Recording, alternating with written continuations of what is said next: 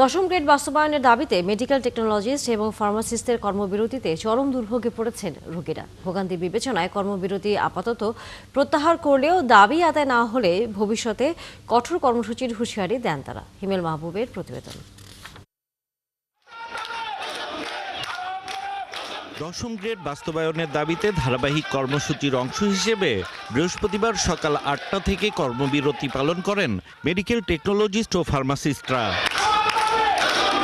সকাল থেকে Dhaka medical college হাসপাতালের বহির্বিভাগের সামনে অবস্থান নিয়ে বিক্ষোভ করেন তারা।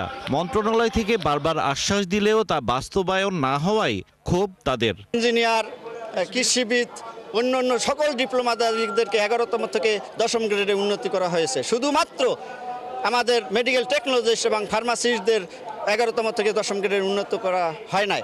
আমরা দীর্ঘ 30 বছর যাবৎ সেটা সরকারের কাছে বিভিন্নভাবে আবেদন করে আমরা সেটা পাচ্ছি না। আমাদের বারবার আশ্বাস দিচ্ছে যে আমাদের 10ম গ্রেড করে দিবে, কিন্তু কোনোভাবেই বাস্তবায়ন হচ্ছে না। এটা আমাদের সবচেয়ে বড় খারাপ লাগা জায়গা।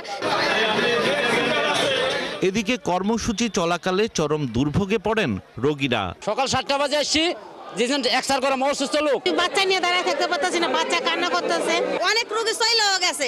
এখানে এই যে গেট ধরে দাঁড়ায় আছি ওষুধের জন্য, ট্রিটমেন্টের জন্য। তাদের যদি দেওয়া দাবি থেকে থাকে তারা সরকারের কাছে চাক। কালকে সারাদিন এইভাবে ঘুরছি, যাইতে পারি নাই। বা আমার দেশে বাড়ি মাদারপুর, যখন রাত হয়েছে তখন আমি যাইতে পারি নাই।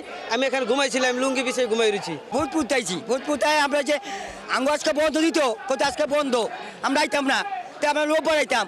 তোরা আঙ্গুল মরে গেছে গা, আমরা কি লুকি যাইতেছি না স্যার? সরকারের কাছে দাবি দেওয়া, আমাদের কাছে কোনো দাবি দেওয়া নাই। আমরা কেন ভোগান্তির শিকার হইলাম? আমাদের কেন হয়রানি দেওয়া হইলো?